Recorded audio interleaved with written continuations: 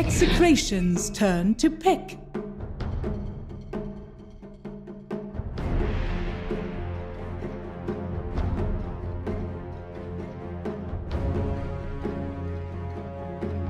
TNC's turn to pick. All right, everyone, welcome back to PGL Bucharest Major 2018. We are here at the very end of the SEA qualifier. This is the grand final between TNC and Execration. It's just a best of 3. These two teams have run the gauntlet all the way through the rest of the qualifier, and here they stand right on the precipice. It all comes down to this. I'm Baseskip here, casting for you guys once again, and joining me once again on this journey is Lumi. How's it going, Lumi? It's doing great. I woke up, play a lot of video games, and nice. Now I'm here to talk about video games. What a life I live in. Yeah. Dota 2 video games, or did you play some other video games? I play some card games. Multiple card games. Oh, there you go. Well, we got the Phantom Lancer out again. TNC sticking to their guns with this opening. Well, actually, they were picking the Nyx Assassin previously, so they banned the Nyx. Both teams are being quite considered with their opening bans. TNC getting rid of the Bounty Hunter. Even with the bounty removed, still choosing to get rid of the Tinker. They do leave some Execration staples in the pool. The Doom makes it through, the Razor makes it through, but for their first two, they're going to end up opting for the Tiny Brewmaster here. So if you guys are watching the games from yesterday, we saw both Cuckoo and Raven by Battle Fury on Phantom Lancer, which is definitely a huge deviation from the norm. You skip the Diffusal Blade, you go to Battle Fury, and I was trying to figure out exactly why. So I had a shower thought, because I think about Dota while I shower, and what it dawned on me is that Diffusal Blade, it's very good when you get it early and you have that power spike with the max lance, with the max Phantom Rush, Diffusal Blade. You could walk around and get a ton of kills. But then PL really dips in power as the BKB comes out, because you don't affect, like, you actually don't do any damage at all once the heroes are BKB'd. But if you go to Battle Fury build, what we've seen yesterday is that all the cores that are BKB'd, PL just doesn't care, just actually walks up and kill them. And still, it's not as strong as the Diffusal Blaze spike, but it makes your late game that much stronger. And with the Diffusal Blade, you don't get to 25 nearly as fast as the Battle Fury build. It's definitely much more of a late game oriented build, but it really fits the playstyle of TNC, because they're not exactly looking to end the game fast. They're looking to camp outside of your base, control the map, kind of acquire a big advantage, and push whenever they're ready. These games have really gone on to like 40-50 minutes. We've seen games, you know, going to the second and third Roshan kill.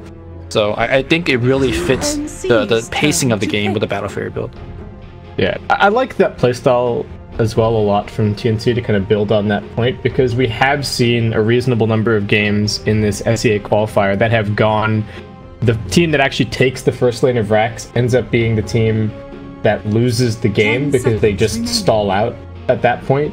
And they don't seem to have the momentum to quite completely close it out. So I think being a little bit more considered and thinking about the fact that you do need to still scale into that sort of 40-minute period is something that's quite important. And it seems to be something that TNC are really good at, in terms of not being so greedy that they get completely run over, though they did get run over in the one game yesterday, but then still having the tools to kind of farm up and do what they need to in the later stages. Execration does have the Brewmaster, which we've seen matched up against PL many times now. And of course, the Dispel magic from the Storm region allows you to quickly find out where the real PL is. And Execration does the draft where you pick up all your cores first and save your supports for later. What a way to go.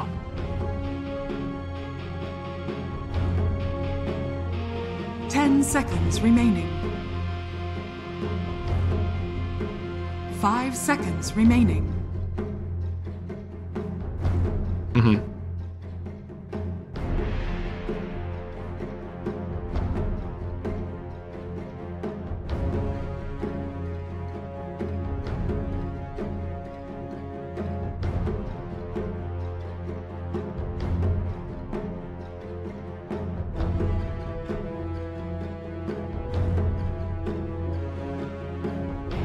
Execration's turn to pick. I like Medusa a lot. Just sit in front. I mean, sure, she could toss. She gets tossed up in the air for such a long time, but TNC is working with 2 hyper carries that you have to deal with, and I don't think Brewmaster is enough to control that. But back to the PL point real fast. So I think this would be the game to really see if TNC is gonna go Battle Fury, because Diffusal Blade is amazing this game, and none of these heroes would buy BKB. I mean, Tiny can, Brewmaster can, but they generally won't. So we'll see if it's still going to be a Battle Fury rush, and you know, I have an inkling feeling that it still might, because it just farms you so fast and it ramps you to 25. Yeah, I would not be too surprised to see it at this point, but I think the other point to raise here is that Darkseer is very much a timing hero as well. I mean, we saw Sam H scale really well on his Darkseer, but to me it also feels like you just want to get that first 1 or 2 items and then go and help your team and use that early game strength. So there is the opportunity to kind of line that up with the Phantom Lancer's timing and be really, really strong through the mid-game portion. You know, you've got a not a super tanky Phantom Lancer necessarily, but he's a decent Ion Shell carrier, which is going to be especially relevant against these Execration heroes. The one thing that worries me a little bit about the Execration lineup, they have quite good damage and they have quite good burst. But I feel as if they don't necessarily have the best sustained damage like after that. So I worry that if TNC tank up and they get enough defensive items on this Darkseer, that's where things could get really difficult for Execration to actually find kills. I mean, pre-25 for PL, yes. Post-25 pre-PL, they have all the damage in the world. So it comes down to which stage of the games you're taking a fight in. And also, currently, they don't really have the best way to prevent the Brewmaster from getting off a split. Bane technically has 2 spells to do it, but neither of them are really reliable, especially in the face of a Puck and Disruptor. So I wonder if TNC will pick up something for that. And looks like they ban out the Raven Timbersaw, which actually went Super Saiyan yesterday. It was insane. Yeah. Oh yeah, it was so good. It was very, very good showing from TNC. I mean, all the games that they played yesterday, I feel like TNC played some very solid Dota. In terms of your overall expectations for this series, Lumi, what are you thinking? 2-0 TNC. 2-0 TNC. Yeah, I'm thinking along the same kind of lines. TNC just look much stronger. I mean, you I think half joked yesterday that TNC versus Fnatic really was kind of the grand finals. Oh, Ember Spirit. All right, this is a PL counter for sure, but that now means that we have a position for Tiny or Brewmaster, right? Or Puck. 10 seconds. A position for Puck would be so weird. EG ran position for Puck before, so 5 seconds remaining. I mean, you gotta think that Execration is literally Lumic and 4 other position 2 players, right? Like Raging Potato used to be a 2, or 1 even. So you give him a hero like Puck or Tiny or a Brewmaster, he'll be able to play it. I guess that is one of the benefit of having a roster like this. Yeah. So what do you think their best way to set the lanes is then? Like, what matchups do they want? I think they still have the ability to change even now, right? You see the last pick, if it's a hero that does very well on Puck, you move him on support. And then you like put the Tiny mid and Brewmaster offlane. And then if it's a very good matchup against Tiny, then you could put him on support. I don't know currently what they're thinking in terms of who is really the support, but the strength of the draft is that you can still switch even at this moment, which is really cool. Not something you see, you know, ever actually. I'm wondering how TNC grab more lockdown. I think that's what they're looking at here, right? They're like, oh, we don't, like you've been saying, they don't have great ways to interrupt the split. They don't have really good ways to lock down the Puck. They don't really have amazing ways to lock down the Ember. Something like a Void kind of comes to mind, but then its synergy with the rest of the TNC lineup is, I mean, it's not awful, right? You've got the Darkseer to move people around inside the Chrono or vac people in, so long as you play it properly, the Phantom Lancer should still be able to do some damage into a Chronosphere, but it makes their lineup a bit weird and can be kind of hard to play against the Puck and the Disruptor. So, I don't know. Yeah, I mean, most of the carries that have stuns are like Sven and Wraith King, but you don't really want to pick it into a Brewmaster because you don't want to spend all your time up in the air. Storm Spirit might be an interesting pick, but looks like it's going to be a Death Prophet, which, I mean, check some of the boxes. You do have a disable, but will it be enough? Yeah, the silence is going to be helpful. This is another... I mean, I guess I talked yesterday about feeling like the Death Prophet kind of falls off as a hero, but it ended up being that Death Prophet was A-okay scaling into the later stages, so not necessarily 100% in with this sort of timing push necessarily. I do like the Death Prophet a lot more when you're picking it with defensive supports, when you have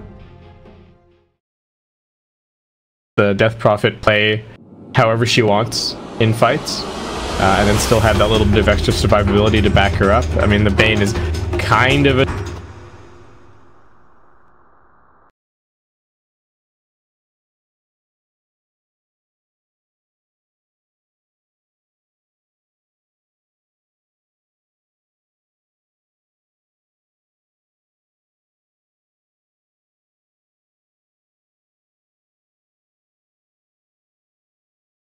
defensive.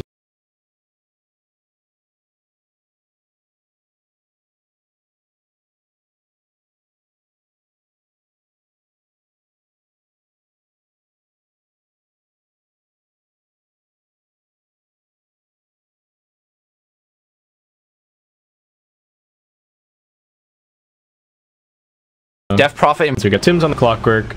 Cuckoo's going to be on the Death Prophet heading mid. Dark's here, Sam H in the off lane. We'll see if he can live up to his #1 net worth performance yesterday. We got Raven on the Phantom Lancer, and we got 1437 finally on the Bane. So Raging Potato starts out with Boots and it's just a sheer tango. Boots Stout Shield. We've been seeing a lot of these kind of bruiser melee supports been getting a lot more items. Pylite Die yesterday went what, Salve double Salve? Double Salve Stout. Yeah, and Tangos, and I think he had a Clarity in there as well. So is the intention here just to play with the Puck and be a big bully? I mean, the Puck's even got an Orb of Venom picked up in his starting items, so to me that suggests that they're looking to really run at this bottom lane, potentially. Yeah, they want to shut down Raven in the lanes. Oh, Raven quickly walks away from those trees. They want to be near there, and of course we're going to see the best ward ever. Blocks the camp and sees nothing. Yeah. It's a I mean, I guess you could cut this tree and see a lot, but then it kind of gives away that there might be a ward there. That would be super suspicious, I think. But yeah. Well, for now, I mean, you just take a fight around here, and then you just tangle that tree nonchalantly, you know? Yeah. Is the spawn box of this camp big enough that you can't cover the whole thing with one sentry ward? Because a lot of these camps these days are small enough that a single sentry, even outside of the camp, covers the whole thing, right? Which is made sure there's like some edge, like I think, well, I can't ping on the map or draw on the map right now. Yeah. I'm sure some of the corners you can't cover.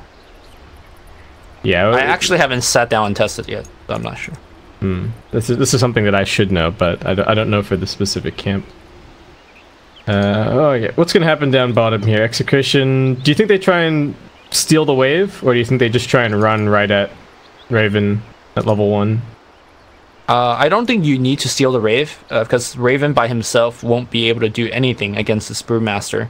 And in fact, I think that's the idea of Stout Shield is it allows him to kind of harass in the wave alongside his Puck. So that's probably what's going to happen. I say that though, they are very well poised to actually pull the lane. Nope, going to be backing themselves up now. Looks like no interest in that from Execration. We got a double bounty for the Ember, double bounty for Cuckoo on his Death Prophet. And I'm interested to see how this matchup goes. I think this is actually a really good matchup for the DP. So we'll see how Execration kind of manage that. TNC just cutting the wave, not even stealing it. They're just farming it right here. Tim's and Sam H. I think they want to. Oh, they want to go under the tower with their wave. All right, there you go. Nando, what's he gonna do here? He can't clear the wave nearly fast enough. The battery assault's coming in. TNC just giving them the move click. They're not even aggroing the tower. They're just letting the creeps do it. The TP's coming in from Looming, trying to help out. Another Ion Shell coming up. Tim's now laying in with the auto attack. So that's just first blood. TNC with the punish. Very I mean, nice. to me, that's actually Nando's mistake. Like, he came out fully not respecting the fact that they can't make that tower. Like, he could have probably sat in the trees and reserved Tango to cut out from the other side, and he honestly would be 100% safe, but... Yeah. Yeah, walking into the wave was not helpful at all. 147 taking some damage down bottom, but he does have the Enfeeble over on the puck, so not really taking much damage there.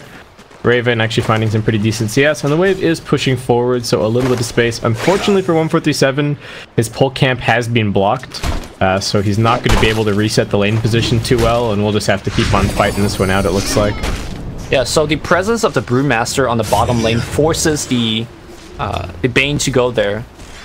And that means it gives the middle lane a fair 1v1 matchup for Cuckoo versus Carl. Honestly, the Ember still loses this lane, but he at least gets something out of it. If the Bane had been here, Carl actually doesn't even see the creeps.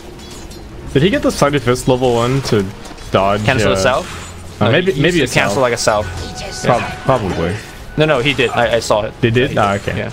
Oh, that's nice.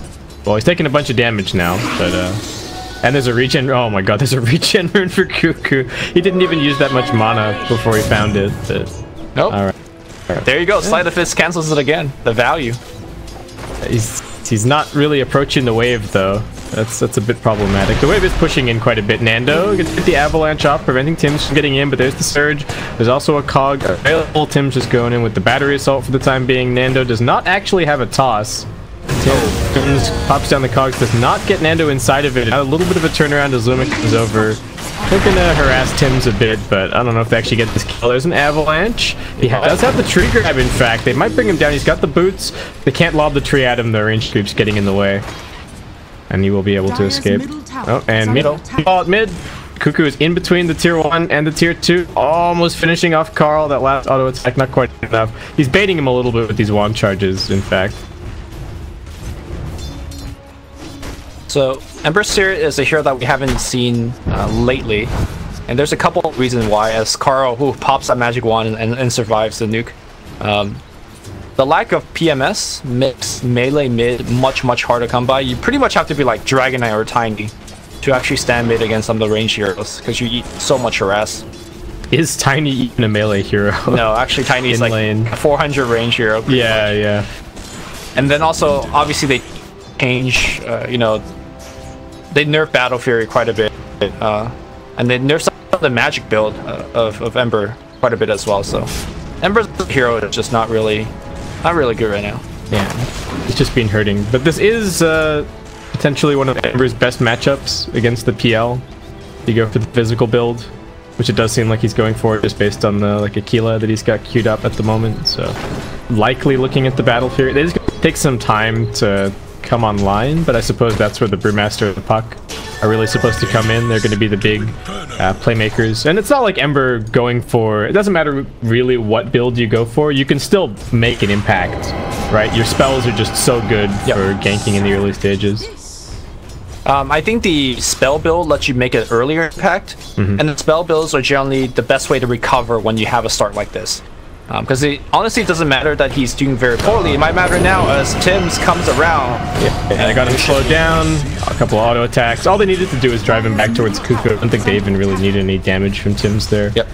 And yeah, where Carl is dead, getting doubled up on the DS. Not a good look. Also going to lose both of these range creeps to the tower. Pretty sad story for him. He was really waiting for that experience delivery. Yeah. Autumn Raven still getting harassed, but doing okay. As I was saying earlier about Carl, like all he really needs to do is get level 6, go to a lane and triple remnant and get a kill. And he's kind of back in the game. Yeah. Or they could just rotate one of the ports over to mid, right, and try and get the DP with that same move. Yeah. Initiating that might be a little bit tough. Lumic's actually doing alright in terms of levels. Oh, another attempt, perhaps here. They're going to surge forward Tim's. Lumic going to go for the glimpse back. It does throw him inside of the cogs. That's just going to be a bit of farm for Lumic on his way back. TNC still applying hella pressure here at top. It isn't really showing up too much in the tiny CS. Nando doing pretty well for himself. Do have to give him some props for that. This is not an easy lane to be playing against, and he's actually neck and neck with the Darkseer. Again, Tiny is just a helpful laner. Yeah. He's a good hero. You can certainly see why teams are prioritizing him. He seems overall quite versatile, has a couple of different builds, scales reasonably well, well, has a decent impact at all points of the game.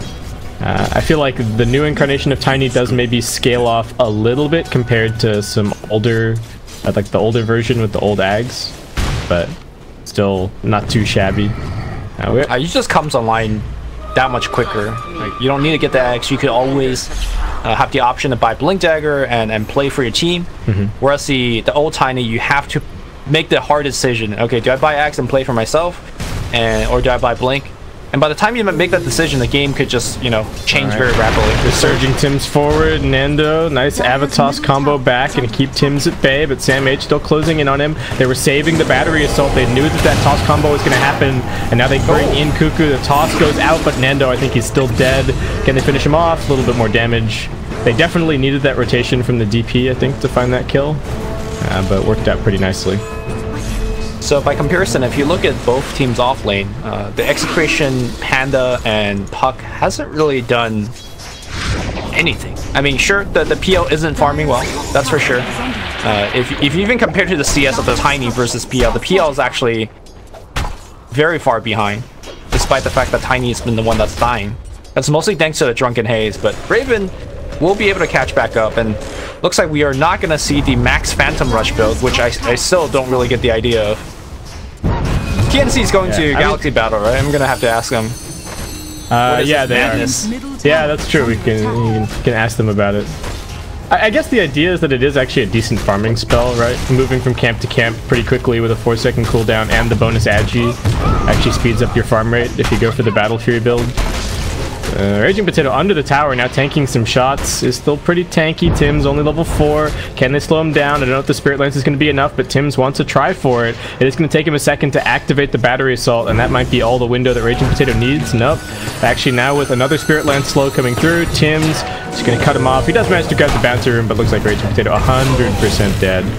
Raven just going to snag that last hit, keep himself afloat in terms of farm. Things looking really good in this early game for TNC. Almost a 2k net worth lead, 1.5k experience, 4 kills. They've got Lumic here on the mid lane, it looks like. Kinetic Field's going to get dropped down. Raging Potato arrives. He also just takes a Spirit Siphon for his troubles. This Death Prophet doing a lot of work in the early game for TNC. Yeah, I mean, this tier 1 tower top is already gone as well. So that's the big source of the net worth lead, I suppose. But doesn't show any signs of stopping.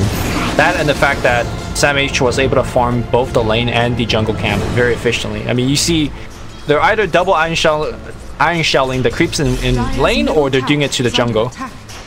And they're getting so much gold from it.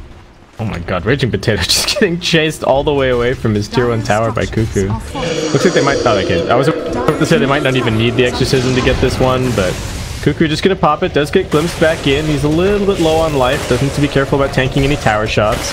This Creep Wave's doing the job for him at the moment, and Tim's also willing to help out. The Ember Spirit is on his way in. He's got that triple remnant, but he's gonna get bounced back by the cogs. The Spirit Siphon coming in, and Carl unwilling to commit too heavily into the Exorcism. He could die super fast, and his Flame Guard actually got knocked off really quickly. Well, it is not surprising that Execration is actually getting roughed up in this early game. They have picked up pretty greedy of a lineup, essentially 4 cores. And all of these cores don't really come online until much, much later. If you check over to Tiny, he's got a Midas queued up. I mean, I guess he knows what's up. Catch up Midas? Oh, you mean the Brewmaster or the Tiny? Yeah, sorry. Yeah. Brewmaster, yeah. But yeah, he's had that queued up since the beginning of the game. He's actually had this entire build queued up in his quick buy. He had the Tranquils, the Soul Ring, and the Midas. All lined up one after the other. So yeah, Raging Potato knows exactly what his game plan is. Picks up the Tome now. He's also got an Invis, so he could use the Tome and get the Primal Split. Yeah, or clap Primal Split. And maybe find a kill somewhere. Alright, nope. He just got farm on the brain. Gonna take that mid wave. Maybe feeling like he just doesn't have anybody to link up with. They do have the Puck Dream Coil ready to go as well. And I feel like Execration, if they don't make some kind of gank happen in the next couple of minutes, That's somewhat of a missed timing for them, right? You've got the triple remnant ready to go on the Ember, you got the Dream Coil on the Puck, and you've got the Primal Split on the Brewmaster. It's not easy for you to set it up necessarily, but it's a ton of damage, a ton of control, and you would hope that it can at least find you 1 or 2 kills somewhere. The thing right now, if you look at the way that TNC's farming, they're doing it very safely. Bottom lane, double Iron Shell, push out the wave, you can't really make it go. Ooh, smoke got broken here. Instantly so broken. Done. Yeah. But DP is still smoked up. Whereas top lane, PL is farming, but he's also like a very hard catch, so I don't think you could even go for him. So TNC does recognize the fact that Execration is very strong at this point in the game, and they're just not allowing Execration to find that opening. Yep. Oh, Static Storm, Kinetic Field, catching the Phantom Lance. They glimpsed him outside of it. Now he's able to just pop the Doppel. Nando chasing after him, but Lumik with a bit of a misstep there on the glimpse. Oh, man. All right. Phantom Lancer is actually maxing the Phantom Rush, by the way, and going for the Battle Fury. So it looks like this is just the build. Like, if it's a TNC Phantom Lancer at the moment, it is a max Phantom Rush, Battle Fury bind Phantom Lancer. A lot of things to ask about. Yeah, it's kind of unfortunate. Oh, it's not, I guess it's not unfortunate, but the fact that their build has deviated quite a bit from the standard build in terms of what they go for afterwards probably makes it a little bit harder to compare the timings between the two. Like, it would be really interesting to know how it, how the like Manta style timing compares, or the Heart timing. So we haven't seen Heart as much. You know, these TNC Phantom Lancers have been going for like an intermediate high tier item and then thinking about the Heart. He's been going Scotty, I believe, every single game, right? I mean, pretty much. Went Abyssal Blade in the third game yesterday. Yeah. Carl's just going for some BOTs, so I mean, it's not really one build or the other just yet. He's not really committed. Nando gonna get Fiend's Gripped. I mean, he does have a little bit of status resistance, but it's not gonna save him here. He gets the avalanche off, but Tim's quickly finishes him off. Wait, didn't get any... Oh, did his urn just get delivered after that kill? I was like, why does he not have any urn charges? But yeah, it looks like it unfortunately just got delivered. But TNC will have their sights set on this tier 2, and Execration still just kind of twiddling their thumbs over on the other side of the map. They're not threatening a building. They can't really against the Darkseer. SamH just hiding in the trees and spamming Ion Shells. And looks like it's just going to be a kill in a tower absolutely for free. TNC are walking away with this game, Lumi. Yeah, I just feel like Execration with their lineup have really little counterplay to anything. The only spell, again, offensively that they could use are like Puck, Coil, and the triple Remnant. And I guess you could add Static Storm and Glimpse on that list, but pretty much all their damage right now is just the Puck nukes and then Remnants. And they both have to be at the same place to actually get a kill. And I feel like we're rapidly getting to a point that TNC probably doesn't even die to that combo. Yeah, they do have the Blink Dagger up now on the Puck, so Execration moving for something. They're going to throw a scan out underneath this tower. They know exactly where SamH is, but seemingly just cannot do anything about it. SamH is going to be going for the Dominator build again. Yeah, the wave is all the way under their tower. Yeah. He just Iron Shells the creeps as they run by. 1437 Invis. He's got Fiend's Grip in a few seconds. Spots out Carl, but nobody is really nearby to help him out, so looks like this might just end up being some scouting. I don't know if anyone can really get down here. Execration showing a bunch of heroes in the lane to shove it underneath the tower. I like this ward positioning a lot from Lumik. He's really hoping to set up for a fight down here and then get a glimpse off.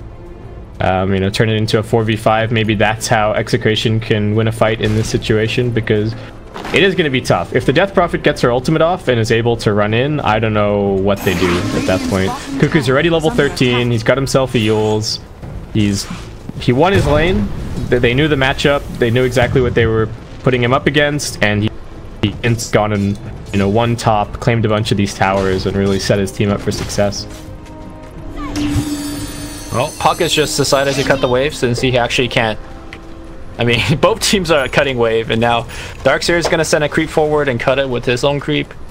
This is DOTA's becoming some next level stuff now. Yeah, it's interesting how quickly like cutting waves has just become a huge, like cutting and shoving waves has become a much bigger part of the game than even just a few years ago. Like the the sense of safety of like even being in the middle of fog of war, no vision, but still knowing that the enemy team is probably too far away to stop you cutting away quickly. They're gonna toss in on top of Tim's. Raging Potato threatens the ultimate, doesn't need to pop it just yet, but he does actually get silenced up. Can they burst him in time? They might be able to. Raging Potato's dead. Tim's is still alive. It's a 1-for-1 so far. The Static Storm Kinetic Field getting dropped down, but it's just not doing any damage in the face of this Death Prophet, who now runs forward. Carl out of spirits. They're gonna Nightmare him up. He's also dead. The Silence doing so much work in that fight. Yaj looks like he should be able to escape, but that ends up being a 3-for-0. Execration. That was not the fight that they were hoping for underneath that enemy tier 1 tower. No, steals the regen here, but Yaj might pay for it. He doesn't have orb. His blink's being cancelled right now. He can phase, but it's a very short phase because it's low level, and I don't think that regen was worth it. Cuckoo now picks up yet another kill. And the damage issue, we just saw it there, right? The Brewmaster split doesn't go off, but Puck couldn't land his spells, and Ember, well, I don't know whether he landed his. And as a result, it was a pretty decent idea of tossing the Brewmaster in, but then the battery assault just made him look silly. Yeah, that was not a good look. I mean, they did lose Tim's in the end, but he's already quite tanky. Has the VIP booster picked up for his Spirit Vessel. And Execration, what are they going to do? Are they even going to take a tier 1 tower this game, Lumi? I'm starting to even question that. Like, they just can't seem to win a fight. Exorcism's down for 60 seconds. This should, in theory, be the window for Execration. They've got the Static Storm back up in 2 seconds time. They want to make something happen, but they seemingly just can't push. Carl's getting run at by Raven, taking some damage. He's going to queue up his own Battle Fury after these BOTs, so that's maybe the one remaining hope for Execration, is that they can just get a super fat PL and he can kind of carry them. They are going to go onto the Clockwork once again. Tim's taking damage, but he's super tanky. The Static Storm also getting dropped, potentially just for him. He breaks the coil, managing to run back through. They popped a lot for that kill. TNC still hiding inside the trees. Sam H, 3 points up in the vacuum. Primal Split gonna get popped. Raven might now arrive, just working on the pandas. Doesn't have a care in the world. Actually might even be able to bring down the Storm Bruling. They send the Tiny up into the air, vacuum him back. No mana left. Gets Fiends gripped up. And that is going to be the end of him. And they just got the, once again, just the Clockwork kill. Carl does get some damage on the mid-tier one, but that's it. They just don't have damage. They don't have really nuke damage. I mean, apart from the Brewmaster and Ember, but again, it's just... Well, poor Raging Potato, I mean, he pops the Shrine, but that's just bonus value for TNC on that kill. Oh, man. And now what? Hook gonna catch across over onto Yaj and his Puck. He doesn't get the phase shift off, but it's only level 3, and now he gets pushed back by the Cogs before his Blink Dagger comes back off cooldown. TNC not even having to really... I mean, they're playing well, but they don't even have to bring everybody to find these picks. Just kind of farming Execration across the map. Yeah, they have such a big goal lead, item lead, that unless Execration bring, you know, twice the member that TNC has, they're not gonna get the kill. Nando's spotting out Sam H here. I don't think he has the damage to combo him down. His Shadow Blade's gonna end up fading, so Sam H is gonna get out. This is one of those situations where the Disruptor, when you're behind, feels insanely weak, right? Like, nobody's dying, he doesn't really bring that much damage. They're running in your face, so nobody cares about Glimpse. Like, I think that Satyr Banisher with the Iron Shot might have been able to kill him. Like, no joke. Just running next to Darkseer, or Disruptor, purge him. Yeah, purge him every 5 seconds. Oh, alright, Tiny's going for a blink. Ember's still 1 item away from completing his Battle Fury. Carl actually farming reasonably quickly, but I think that's just because he's been, like, has actually been able to move around a little bit and hit some creeps. 1437 with yet another Invisor, and they do have an Observer Ward up here on the high ground scouting the movements of the Ember. I mean, Ember, yes, is farming well, but the hero just needs so much before he could do anything, and that's why I'm not as big of a fan of the physical Ember, because you just come online so much later. He has BOTs and almost a finished Battle Fury, but guess what? He's not ready to fight yet. Like, he needs maybe another item on top of that to even have a chance. They found the puck once again. Yaj able to jaunt himself a little bit further out. He's got the phase shift. Should be able to blink, but Raven cutting down those trees. Is the rocket flare going to scout him? No. Alright, looks like he should be okay. But Raven straight back to farming, working straight towards Manta. They get the grip over onto the Brewmaster. He's silenced up. They do manage to cancel the grip from 1-4-3-7, but it just does not matter. They're moving wherever they want. Raven's pushing top, rest of the team pushing down mid. They do finally end up losing the tier 1 at bottom, but they'll happily take the tier 2 in exchange, it looks like. And maybe, are they just going to head straight into Roche? Maybe pop an exorcism for it? Looks like Sam H doesn't have his standard solo Chris. Does Death Prophet have one? No. Neither. At least they don't feel like they don't really need it. I do like the pipe a lot this game. Even just in terms of, you know, potentially saving somebody from getting bursted by the tiny. Almost all the damage on Execration, at least for now, is still magical, right? Yeah. Carl is kind of picking up some physical damage, but... Yeah, the Death Prophet also has a hood. I don't think she'll upgrade it into a pipe or anything, but it's quite good of a survivability against the Remnants. In fact, the Remnants, I keep talking about them. Have we even seen them? I don't think it's done anything, really. He's pretty much just using them for, like, just farming at this point. Right? Well, not even using them to farm, but it's just safety. Yeah. Yeah. Have that. Have the panic button ready to go. Cuckoo buys a very early BKB, so this is, to me, just slamming the door shut on Execration. It's like, hey, we have no comeback potential. It's going to be a long while before Execration can deal enough physical damage to kill Cuckoo. Yeah, no, it's going to be tough. What do you think he goes for next? Octarine, Shivas? BKB Shivas. Plate mail. Yeah. Yeah. BKB Shivas is always a very good way to go about it. Yeah, it just makes you insanely difficult to kill. Alright. Raven, once again, going to be going for that Scotty. This seems to be TNC kind of settling into their... Primal Split's being popped bottom, but I think this is more to try and save the Brewmaster than it is to get any kills. And the hookshot is actually off cooldown, so I would anticipate that Tim's going to try for that once he pops out. Raging Potato, is he going to be able to escape 1-4-3-7? Maybe doesn't want to use the Fiend Script. Nice Rocket Flare, going to scout him just a little bit, and now they get the hook in. Raging Potato looking 100% dead. Just going to be some Spirit Vessel charges for the Clockwork. And they'll go join the rest of the team in pushing in this bottom tier 2. It's the last outer tower on the map, and it seems like TNC are just moving into their holding pattern, right? Where they sit, they farm a little bit. They are hitting quite a strong timing. They've got the level 3 Exorcism ready to go in a couple of seconds, so maybe they'll force down the tier 3. But they're so good in this situation. They're so good at playing from ahead. I mean, they still have Aegis up, right? So... Yeah. I think they can quite easily go high ground here. They know that the Primal Split is also on cooldown.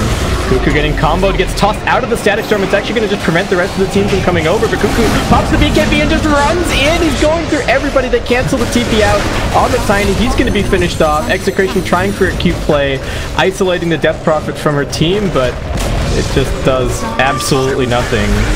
Cuckoo laps it off, and they go straight onto the lane of Rax, looking like it's going to be probably like a 25-26 minute GG in game 1 maybe. Oh, it could be right now, man. Raging Potato in a lot of trouble. He's going to get brought down. Puck getting pushed back. Silence and gripped.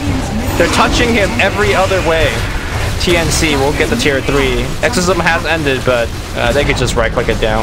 That is 2 lane of Rax with 1 Exorcism. That's what I call value. Yeah, that's this is a real get out of my game moment, I think, from TNC. They don't have to go anywhere. They're all healing up. Look at the Darkseer's HP regen. He's got 50.1 HP regen. Picks the 12 HP regen talent as well. He's not going anywhere. Raven still has the Aegis. Mega Creep's coming up. 25 minutes in. Yeah, all Execration can do is watch. A pretty poor draft by Numic. Yeah, I feel like they outdrafted themselves a little bit. Just with the lineup. Oh, the sound's coming out before the Primal Split can even be used. Nando tossing his teammates into their death. There's a good game well played being called, but not before Lumic hits the ground. Raging Potato coming back, and once again he's being Nightmare. Can he get the ultimate off? They just won't even let him. The Ancient explodes before he can even get it off. And Brewmaster sits there dejected. Poor Execration just got completely manhandled here.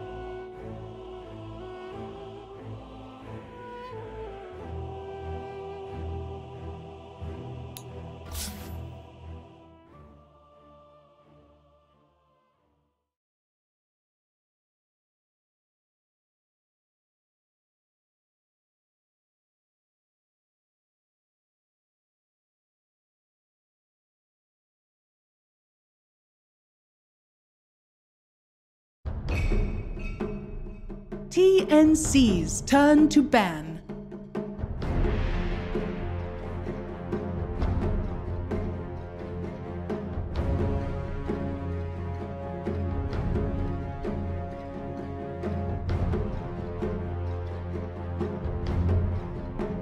Execration's turn to ban.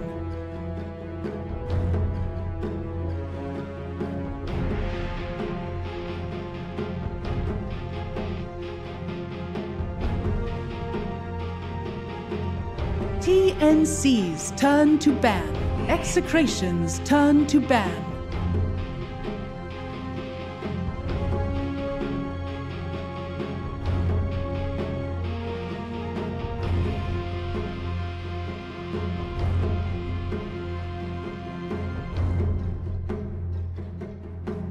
Seconds remaining. 5 seconds remaining. TNC's turn to ban.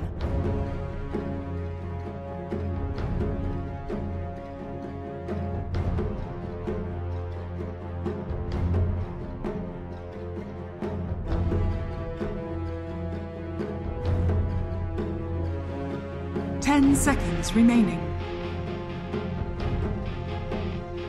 5 seconds remaining. Execration's turn to ban. TNC's turn to pick. Execration's turn to pick. League's assassin.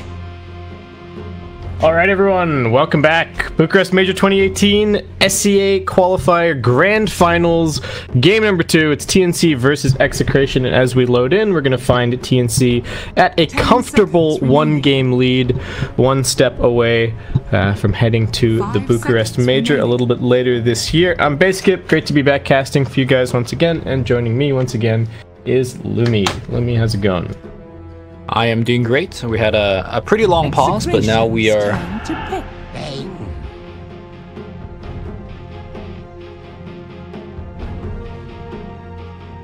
we got there in the end. Yeah. I was just saying that we had a pretty long pause. We had a little bit of, I think, lobby issues, but we're in now. That's all that matters. And Execration bans out, I think, TNC's 2 of their best 3 heroes.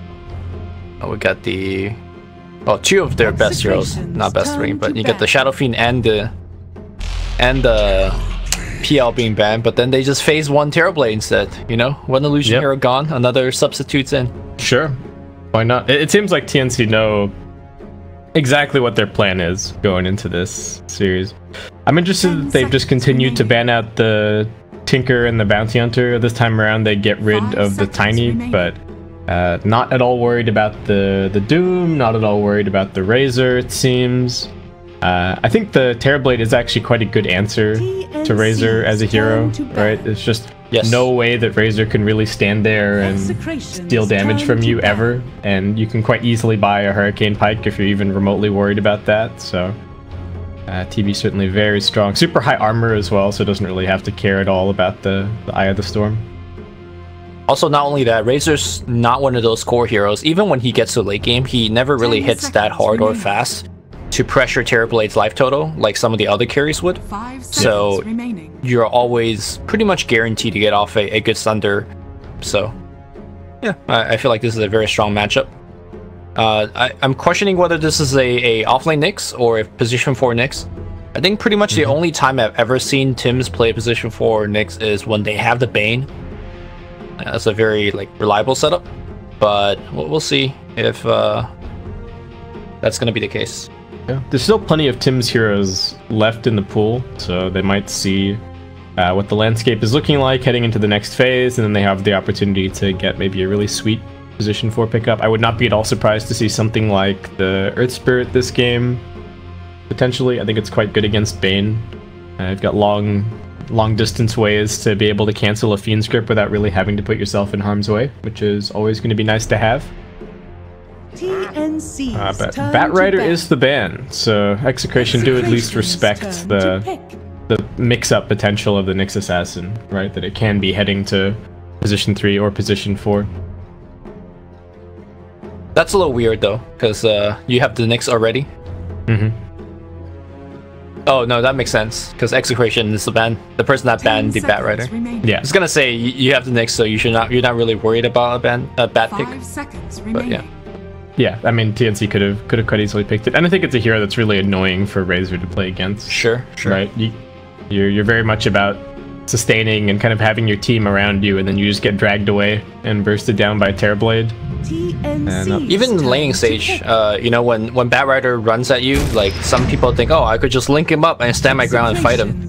But what really good Batrider players do is that they run on top of you, and then they start spinning on top of you. And because you have napalm, like you turn around so slowly that you often can't actually get off good attacks, if that makes sense. Yeah. So we get the Doom picked up, but TNC just grabbing themselves a Witch Doctor. I mean, decent hero against the Doom. You've got some physical damage. You're decent against tankier heroes in general, and the heal is quite useful. We've talked at length about Terrorblade versus Doom, it feels like, in this SEA qualifier, right? There's it is sort of an interesting dynamic where if the Doom manages to find you and you don't have your spells popped, then the Doom is quite scary for the Terrorblade. You can just get mowed down, but at the same time, if Terrorblade is in siege mode with his Manta popped and all of his illusions around him and his Metamorphosis running, that's where he just turns Doom into paste. The hero does not have nearly enough armor to be able to survive. Actually, there are very few heroes in the game that have enough armor to survive a Terrorblade, all-out assault. Oh, we did see, I think, the other day when the 1437 was playing the Bane, he was actually able to drop off an Enfeeble onto the Terrorblade, and with the talent upgrade, it was, what, 220 damage negated from Terrorblade, so that can be Execration's game plan, walking into the late game. Granted, though, Bane generally doesn't get a ton of levels to begin with, so that is hard to come by. And we're going to see a Queen of Pain here. One of the rare times that you see Queen of Pain in a game, and it's actually a good pick, because a lot of teams has fallen into the trap of picking Queen into a Tiny, and that is a no-go. Yeah, as we've seen over the course of this qualifier, it has been not the pick against Tiny in all the games that it's been grabbed. So in terms of Queen of Pain, this game, it's a very good Lincoln's game. I'll say that. I mean, the spell block talent does take a little while to get to, but I think it is going to end up being quite relevant if we do get to that point. Decent at bursting the Razor, gives them... I'd like this other... One of the other things that's nice to do against Doom is to kind of diversify your core situation when it comes to who's going to get doomed. You know, inevitably someone will be doomed, but knowing that you always have someone else who can still have a big impact, or who can jump in after the other core gets doomed to kind of carry the team fight, is always really nice to have. And I think the Queen of Pain kind of fits the bill this game. Like, after Doom is down, the lockdown from Execration is a little bit less reliable to keep the Queen of Pain pinned, and that's where she can actually shine. The thing is, I feel like a lot of these heroes on the side of Execration is quite tanky, so I'm not sure, in terms just from the nuke department, whether Queen is a good pick. Razor in particular has been buying Hood and Drums as the first two items, so that's a lot of effective HP against Queen as well. Bane is tanky because of things like Brain Stab and his stat gain. Doom is Doom, and Sand King is a strength hero as well. So, I mean, I don't think it's a bad Queen game, but it's also not exactly an excellent one either. Yeah, it's not like there's two squishy supports that you can just jump on by yourself and kill anytime you want. That to me is often the hallmark of a really good Queen of Pain game. Yeah, and you also haven't seen their mid yet, so you don't know if you have a lane advantage there. So, I mean, if they really wanted to, they could jam the Queen of Pain in like the off lane and still pick another core, right? That would be a bit unorthodox, but not completely outside of the realm of possibility. Sounds pretty good, actually. Because you can just blink away from Razor if you're ever in trouble. Execrations. Yep. Oh, nope. Alright, just gonna be a Clockwork. So it looks like offlane Nyx, Tim's 4 o'clock. I got the Queen of Pain probably heading mid, Terrorblade in the safe lane. Nothing really too flashy from TNC in this draft. It seems solid, though. I don't mind. But Execration, they've got their Razor, they've got their Doom. I guess this is going to be 5 seconds remaining. The real test of like whether or not their read on the patch is good, because these are heroes that they've been going to time after time in this qualifier, and now they go for the OD. So we talked about this yesterday. Quite a good matchup against the Terrorblade. I think the defensive capability is reasonable this game. You are picking OD into a Nyx, which is sometimes a little bit scary, but it's not the end of the world necessarily for OD. Just getting mana burned occasionally. Yeah, I think OD versus Queen, as the matchup goes, I think it's actually pretty even. Queen has the early advantage, given the fact that the OD Orb or the Astro is very low range. So Queen should dominate the early lane. I think Bane has to actually start there and help him out, and likely Witch Doctor will start mid as a result as well. Yep. Good old 2v2 on the mid lane, but I mean, I think it's not perhaps the best pick because of the Nyx, like you mentioned. Do you... Okay, so it's going to be Sand King as the 3. We've got Doom as the 4. We saw Piladai have an insanely impactful early game on Doom in one of Fnatic's matches yesterday. So we'll see if Raging Potato can channel a little bit of that here. So what's it going to be? Sand King plus Doom against TB, Witch Doctor, Clockwork. Though, like you're saying, the Witch Doctor is likely to go and help out mid lane a little bit at the beginning. Just to try and shoo away the Bane, if possible. So I think they can get a reasonable amount done. The Sand King's certainly going to be quite annoying for the Terrorblade in lane.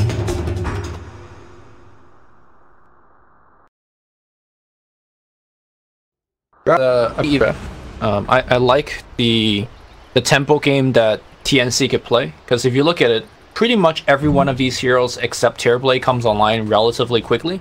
And they can create space for the Terrorblade. Terrorblade, even when he doesn't have any items, he could at least like take a tier 1 building. So he also contributes to the kind of forwarding the game plan for TNC. And if you look at Execration, I feel like they're more or less in the same place as what happened in game 1. Not as poor, but Sand King needs a little bit of time to come online. OD needs a lot of time to come online. Razor is pretty decent early on, but also needs to farm well to keep up with the game. So you can't just get face drum hood and expect to like go late. You need to continue farming. And Doom, well, it comes down to how he plays. But I feel like TNC just have more heroes that are more impactful early on. And knowing the way that TNC plays, they're just very good at getting a lead and then holding on to the lead. I'm just favoring TNC quite a bit here. Yeah, I'm still... I think I'm inclined to agree with you.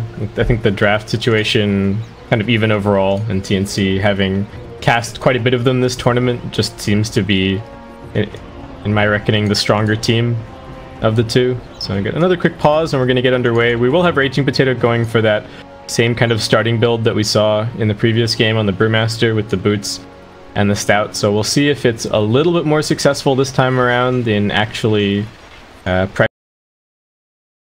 stopped the PL's farm a little bit, but it just didn't have any lasting consequences, unfortunately. Yep. And then the Brewmaster turned out to be like a relatively greedy position 4. Man, everyone loves this word now. Yeah, there you go. Looking at the size of this box, I don't think 1 sentry could cover it. For example, if you put a sentry here, I'm not even sure if we'll... I don't think it would reach that corner, yeah. There you go. The meta is evolving, Lumi, the ward meta. That's actually always pretty interesting. Ward meta. Yeah. Well, it's always the ward fake outs and stuff are interesting as well. Or, you know, you keep placing the same ward over and over, and then your opponent catches on, so you switch. Cuckoo wanted to deny on that observer ward, which did get removed. Razor actually just going to chow down with a tango. Nando has some boots first. He's going to be ARK. Pretty standard. Razor didn't just like skill link and just like come at me, bro. But yeah, forcing Cuckoo to actually get blink at level 1 actually helps out the mid lane quite a bit. Carl doesn't have to worry about Shadow Strike for quite a while, considering that this is going to be a 2v2 mid lane. Yeah, this is going to be interesting to see how it plays out. The first battle is going to be the block. Cuckoo coming in to help out 1437 a little bit. Both teams doing all right, but it looks like it is going to be TNC with the overall win. So they've got the high ground. That's going to help out in range versus range, but the Enfeeble is already thrown out. The tower is actually getting involved, so that's going to mess up the equilibrium somewhat. And Tim's deciding to come over and also get involved. He's already got the mana burn skilled up. You can see. And is he? Yeah, there you go. All right, mana burn third out. Hit the OD's mana pool early on, make it difficult for him a little bit later. It's going to be very difficult in this lane to ever really get a clarity to stick. So once he's out of mana, kind of has to head back to base or go for the shrine. Cuckoo taking a bunch of right-click damage, trying to man up against Lumik, but Lumik slapping everyone down even with no stat items. 63 base damage on the Bane, very solid. Yeah, this Bane is really shutting down the lane super hard here against Cuckoo. Cuckoo pretty much won't be able to do anything till the Bane leaves. Do you think it's worth it to like mana burn the Bane instead of the OD? I think so. Just to get him out of here faster? I actually think that he should have done that earlier on. Yeah, alright. So Tim's is taking over babysitting here. 147 back over at top. Raven getting pressured a little bit. Sanking does have the point up in the caustic at the beginning of the lane. Infernal Blade, the selection from Doom. Raging Potato, what kind of creep has he got? There's a Centaur over here. Oh, paralyzing cast, doing a little bit of damage.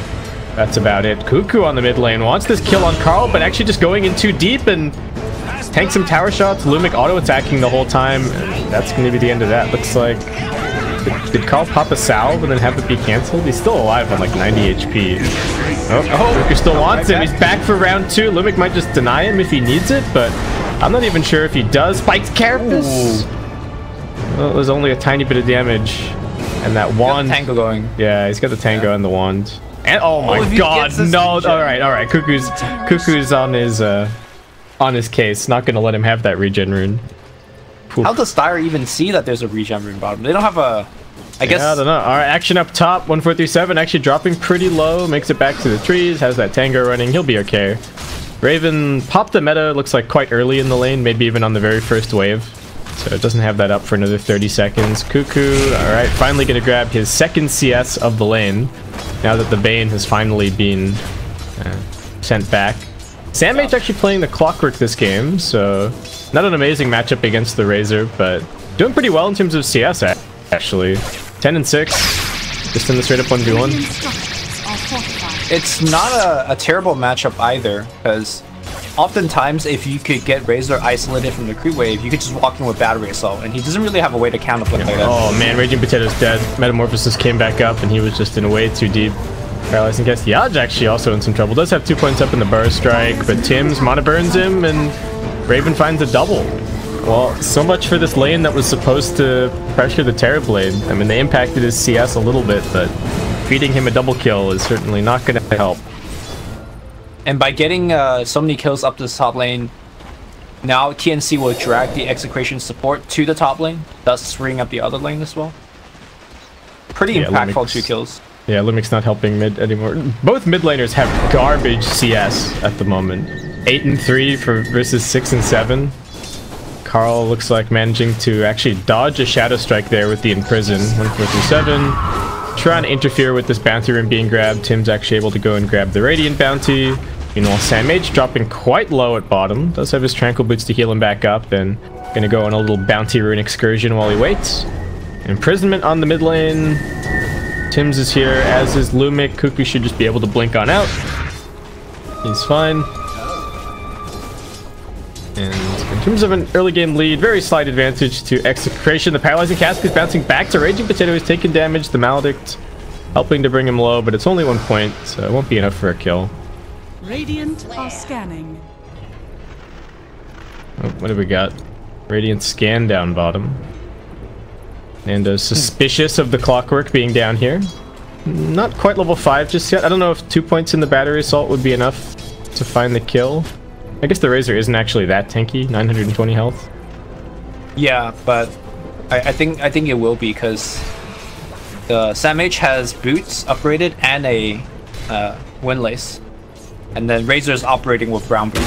So if you actually just catch up to him with any Battery Assault, he'll just like get on him pretty hard. Alright, Nando's got the link. Over at the mid lane, Cuckoo's still at the... I mean, he's behind in terms of the CS, but he's got so many denies on Carl at the moment. Lumik's actually just going to come back over and start spamming out those enfeebles once again.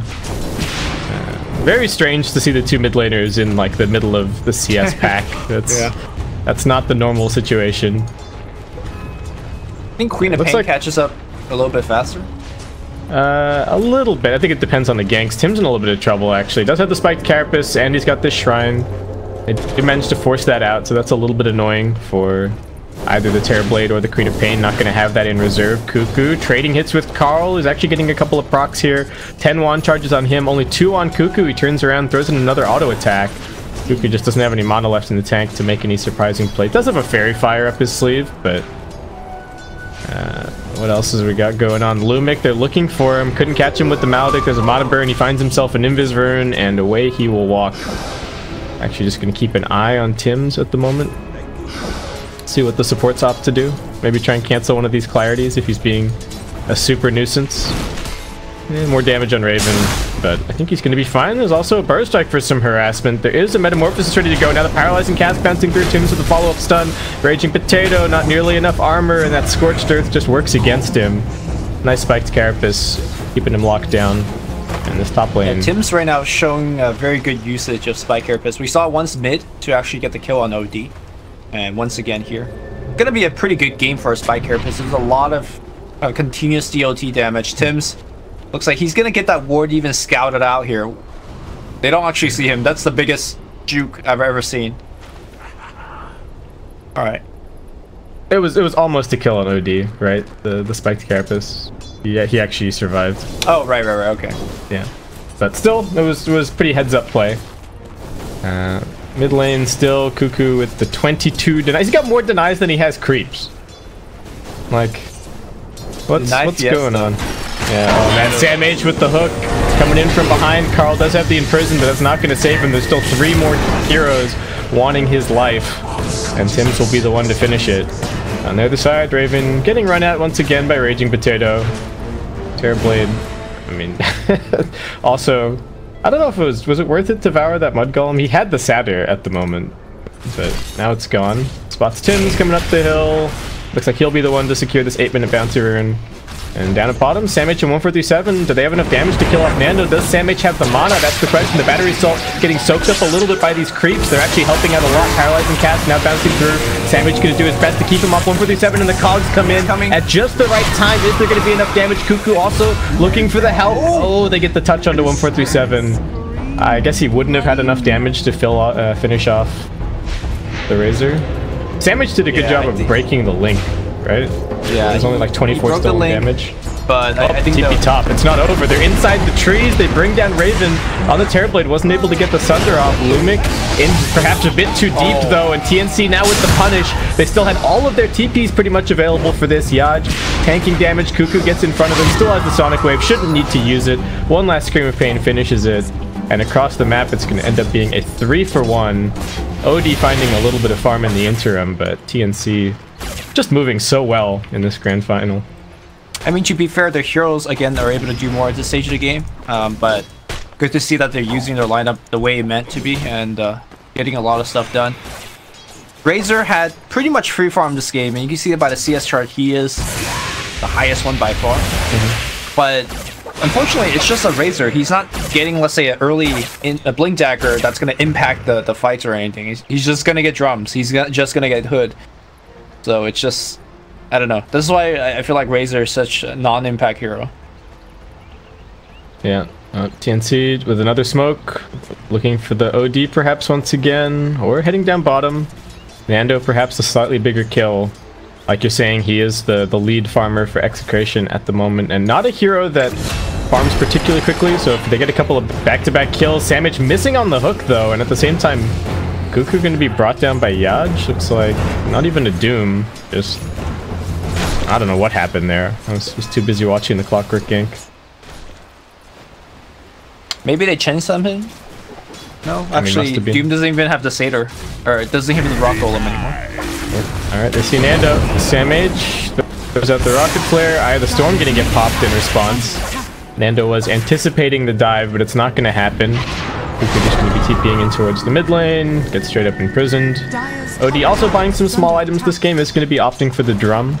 So we'll probably drum 4-staff. Cuckoo trying to man up, but can't really do it into the Astral, even with only 1 point. Raging Potato's coming across, he's got the Doom, he raises his hands up, and that's big trouble for Cuckoo. Also going to get hit by the Infernal Blade. Raging Potato super fast. Hit him with the Hadouken, and now he's gone. Samh will look for the turnaround. Comes in with the Battery Assault and the Cogs. Tim's with the stun from the low ground. And Raging Potato pays with his life, but still forced a bunch of rotations and got the Queen of Pain kill. Nicely done, so long as Carl survives. There is a hook shot available from Samh and comes straight across. Very nicely connected. OD does get the imprisonment down. Nice spiked Carapace once again from Tim's. Might be enough to finish this kill. The Nightmare trying to save him. He's ticking down to the air now, and the Maledict ends up being a 1-for-1 underneath the Radiant Tier 1. And 1437 just barely getting out. Brain Sap, 1 more second. But Mana Burn from Tim's gonna prevent even that from happening. Nice response once again from TNC. But they do lose the top tier 1, and that last hit from Yaj is actually going to be his Blink Dagger now secured. Very, very good timing for the Sand King. Sand King is... And this is what they were lacking last game, right? Someone to actually go and make plays. Yep. I mean, they had the Puck last game, but the Puck was also not doing enough damage. But I feel like the damage department for Execration is much, much better this game. Pretty much every single hero has a decent nuke. And not only that, Yaj is going to have a very kind of fast, continuous stun. You're going to see the... Tim's TPing straight into them. He does have the spiked Carapace and the Vendetta, in fact. Yeah. Alright, well. They weren't going to kill him anyways because the urn got accidentally put on Yaj instead of on the Nyx. Dire's middle tower is under attack. Lumic with the Nightmare onto Cuckoo unfortunately does not have the mana for the Fiend's Grip and does need to be at least a little bit careful of the double damage Queen of Pain lurking around. Tim's with the Vendetta just going to settle for the Courier, heads over towards Carl now, does manage to stun him up before the imprisonment comes out. Carl needs to be a little bit careful. Spike Carapace is going to keep Tim's alive a bit longer, but nope. Sanity's Eclipse is going to pop him. And now they head onto the tier 1 tower, TNC. Can they actually muster this defense? That's the question. Samage coming in from the side, has the hook shot at the ready. Could just isolate Lumic, but he has bigger fish to fry potentially. He runs forward, pushing back Nando, trying to break the link, splitting up the fight beautifully. They isolate one, but now the epicenter comes through onto two. Can they burst them both down? The imprisonment's going to finish the first kill. 147 gets right click down on the backlines. Cuckoo gets finished off by the Razor, and that was all just for the Bane. Definitely not worth it. Sam H does manage to walk away, but Nando cleans up the tier 1 tower. Bottom side, looks like they're gonna ping one out, and it's gonna be Terrorblade doomed up, so no Sunder here. Execration all of a sudden coming alive, tying up the game, making extending their lead to a 4K gold lead. I gotta say, TNC's constantly fighting into the Razor, which I don't think it's a good idea. Razor is the one that's probably the tankiest one. He's the most mobile one. Raging Potato caught out by the Vendetta gank here. He's going to be brought down. But yeah, they are seemingly... They tried to gank the Razor's lane a couple of times. And I guess now they're willingly... They kind of willingly fought into him on mid. It looked okay after they bounced him around with the cogs and kind of kept him out of the fight. But the Sand King having the farm that he does, able to kind of win that fight. Oh, Tim's, alright, lobs out the stun, he's gonna be okay. Carl, what's he got? He's just picked up his drum. I do have to say that the faith that Execration have shown in the Razor and the Doom picks seems to be working out. That's what I was saying during the draft, right? This is their kind of read on the meta for this patch, and does certainly seem to be working so far. Yeah, and other teams are definitely respecting it too. They're always, phase 1 banning it.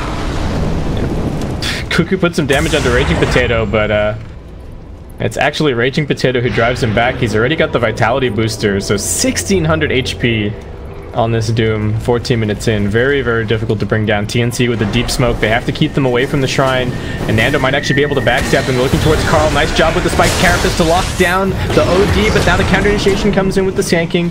Burst strike through, grip onto Sam H, but the immediate cogs coming out. 157 trying with the power, well, trying with the Death Ward, but not doing enough. Sam H looks like he'll also get brought down. Deep rotation. They do just end up losing the 2 supports for the OD, which I don't think was too bad. Looks like they also got a very deep kind of opportunistic ward down in the midst of all of that. I don't know if they're going to be able to use this anytime soon, but... Epicenter being channeled up, Cuckoo on the left side, and gonna get burrowed on. Do they have another stun to chain it? Ooh, he's so low, the haste runs away. Oh my goodness. I mean, Strength Tread's 100% saving his life there. Not quite so lucky. His poor old Tim's going to get caught out and brought down. Lumic getting a little bit unlucky not getting the Essence Low proc. Carl's back to farming, and he's going to be back to base. More deep wards as well from TNC. They are doing a good job with every single movement, making sure that they continue to establish vision around the place.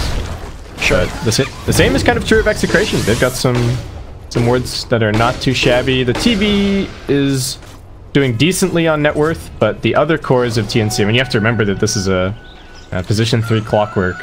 Not doing that amazingly. Oop. Sam H doesn't want to use the hook to escape, but Raging Potato's right in front of him. Goes out the hook, but still gets Infernal Bladed, and he's just going to get mowed down, it looks like. That Spirit Vessel should be able to finish him. Raging Potato wants the charge. Tim's hoping that there is some backup in the area. Has the Spike Carapace ready, but now the Scorched Earth running out, so he just has to go for the stun. Does manage to connect it onto 2. This could be the opportunity that they were looking for. The Sonic Wave comes in. They do manage to split up for the Paralyzing Cast. Burst Strike from Yaj up onto the high ground. 1437 attempting the kill with the Death Ward. Not going to get it. It is just Raging Potato dying in the end. And Nando quickly finds the tier 1 tower and then slides himself out of there. Gotta say, this is looking pretty good for Execration. They've been ahead on gold, they're ahead on experience, pretty much the entire game. Is there a particular timing for TNC, do you think, where the game starts turning around? Because I don't really feel like they have the late game, especially with an offlane clockwork. Well, I think right now it's looking relatively unfair in the sense that TNC has pretty much been playing 5v4. Terrorblade hasn't really contributed too much. Yaj, the Burst Strike, they really want this kill. The Brain Sap's going to be enough. Tim's in 1437, unable to save. Yaj might end up going down. The Maldic doing quite a lot of damage. Tim's just going to run for it, and yeah, the Maldic does finish it off. And And now Tim's, oh, just getting ticked down. Raven finally engaging into a fight, but what can he really do? He gets nightmared up. He does have the Sunder. Will he be able to pop it? Turns around now, still has the wand charges. Should be able to chunk through Raging Potato. Nanda's still on the high ground. He's got so much stolen damage. Getting bounced around by the cogs. The plasma field actually finds the double kill. Samich trying desperately to finish this kill. Does he have enough? Yes, he does. Lumic, not enough mana left to finish this kill. So they get the turnaround, but still 4 for 2 overall. The OD still farming away. And Execration still holding on to a pretty comfortable net worth lead, though. I mean, that was a bit of a swing. Gold change was almost exactly even. So right now, I think the game state is looking really unfair for TNC, because to me, this is actually one of Execration's first power peak, right? When the Sand King picks up the Blink Dagger, when the Razor is getting his first core items, and of course Doom has his Vessel finish, of course they're going to be the one that's running at you and looking mighty in doing so. But you gotta keep in mind that TNC is essentially playing 4v5. Terrorblade hasn't really done much of anything apart from showing that fight. So TNC is definitely taking on the chin a little bit, but I think as the game goes on, their lineup gets a little bit better. Now, in terms of who's gonna scale better, I think that discussion needs to be. I feel like both of these teams are relatively similar. Clockwork is gonna be the hero that scales downward for me, and I do think Execration slightly has a better late game. But that comes down to like itemization and positioning. I don't think it's as clear-cut of an auto victory or anything like that. Yeah, that's true. I mean, TNC do have some decently scaling supports. I think the Nyx Assassin can get quite a lot done at all stages of this game. But I look at somebody like the Doom, right, and I feel like Raging Potato is also just going to have a huge impact for the rest of the game. Full stop. He's already had a huge impact so far, but he will continue to scale. He's only got the 1 point up in the Devour so far, so the gold is not flowing in that quickly for him. Soon. Cuckoo. Yeah, soon. Tim's is still just scouting for the team. Unfortunately, they haven't really been able to use that much of this information and use the deep wards because the tier 1 towers are still standing. That's probably the one thing that's come as a surprise for TNC, that they've lost all of their tier 1s with only taking a single tier 1. They were probably hoping that the TB would be able to lead them to more early towers, but not the case. I think it's the Razor effect. Razor shows up to a tower, a fight happens, and Razor just takes the tower after the fight because he just survives. He attacks so fast and hard, especially with the stolen damage. Nyx Assassin. So I wanna point to the Doom's item buildup. He's gonna go for the Blink Dagger, which is not exactly anything new or different, but within the context of this game, like you mentioned during the draft, it really comes down to when Doom gets off his ultimate, right? If you get it off too late, Terrorblade ignores it and kills you. However, if you get it off early, like preferably when the fight, right when it begins, and you surprise the Doom with it, or surprise the Terrorblade with it, then you pretty much just run over TNC, and that's kind of the Execration game plan. They want to extend the momentum they have now, and once the Blink has, or once the Doom has a Blink, they're probably going to look for some game-ending fights, whether it's like, hey, win a fight, take a tier 3, win a fight, take a Roche. And they spot Cuckoo. He's on top of the shrine, able to blink himself a little bit further away. Yaj still chasing, forced out first strike. Can they get in range for the Doom? Yes, they can. They're just going to have to leave Cuckoo for dead here. Tims does complete the TP in. They're trying to pincer a little bit. Samage coming forward. Raven, they're using him on the front lines to do damage, but Razor able to force out himself down onto the low ground. Now Cuckoo isolating Lumic. Doesn't look like he really has any way out of this. There is no stuns, actually. And he just TPs himself out of there. That was a buyback committed, and they only ended up getting the 1 kill. It was the biggest kill in the game. Razor taking a spill, but very big investment there. Samage maybe not done. Does spot Yaj, but he's got a 4-step, and he's got the burst strike. Actually, burst striking in quite aggressively. The blaze mail gets popped, but Carl just waiting that out. Still has the 4-step to be able to press forward, but may have bitten off a little bit more than he can chew. Just getting right-click down. Epicenter coming through onto the Queen of Pain. Still fairly tanky. This might be a dieback. Cuckoo down. The 2 trapped inside the cogs. Yaj looks like he'll be finished off. Raven able to get up onto the high ground. And what, now they just go and take this tier 1? Alright, so still, good job by TNC, able to chase down those additional +1s. I don't know if Execration needed the fight without their Razor. Seemed like a bit of a misstep to me. But at least they hold on to the tier 1. I think that was slightly a mistake from Execration, because you gotta know, as Tim's trying to get away from this gank. He should be able to make it out there, to turn around and impale if he needs to. And nice impale, actually. Straight up ravage there. He should be okay. Yeah, with the... Oh, the Doom has Blink, actually. He's still chasing him, but no. He's okay. When you make a buyback like that, you gotta know that the other team is pretty greedy in terms of making that buyback like pay for itself, you know? So they're really bloodthirsty in terms of hunting for kills. It just so happened that Execration was lucky enough to actually kill the Quap, where else I think that would have been a pretty poor play. But they killed the Quap, so that's a buyback, and they protect their tier 1 tower, which I think is really limiting the place that the Nyx and the Clockwork could go to. So I think Execration's still within the driver's seat of the game, even though they just lost their Razor. Yeah, and Razor just working on a BKB. We've got 2 Lincolns queued up for... Oh, actually, they're... Cuckoo, like, had a Lincoln... He had the Yules queued up for a second, then he queued up the Lincolns, now he's back to the Yules. Oh, Fiend's Grip on Cuckoo. Cannot afford another death, but he will be brought down. That is so unfortunate. Just has no idea where anybody is on the map right now. There's not a single ward from TNC.